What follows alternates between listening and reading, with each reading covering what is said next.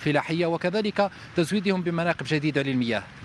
احنا في النقطة هذه نشكر جميع القطاعات المتدخلة معنا في الفلاحة، وعلى رأسها السيد والي الولاية الدكتور محمد بن مالك لما يوليه من أهمية كبيرة لهذا القطاع، وراه مركز على كما نقولوا على هذا القطاع في البرنامج التنمية نتاعو.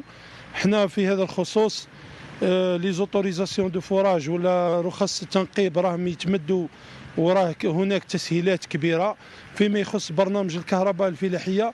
احنا كبرنامج اولي راه تم احصاء اكثر من 3200 مستثمره فلاحيه بما فيها المستثمرات الخاصه بالتفاح، وين تم دراسه اكثر من 1000 مستثمره فلاحيه تم الدراسه تاعها، وين تم إنجاز أكثر من 300 مستثمرة يتم إيصال الكهرباء لها، وكاين هناك كما نقولوا مستثمرات راهي طور الإنجاز، مستثمرات راهي قيد الدراسة، وإن شاء الله إن شاء الله نوصلوا للمبتغى نتاعنا بحول الله. شكرا جزيلا لك سيد مودع محمد علي، مدير المصالح الفلاحية لولاية باتنا، كنت ضيف القناة الإخبارية للتلفزيون الجزائري. والأكيد أن المساحات المزروعة في زيادة سنة بعد أخرى، وما لمسناه من الفلاحين هذه السنة هو أن الإنتاج سيقارب 3 ملايين قنطار السنة المقبلة إن شاء الله. عودة إليكم زملائي.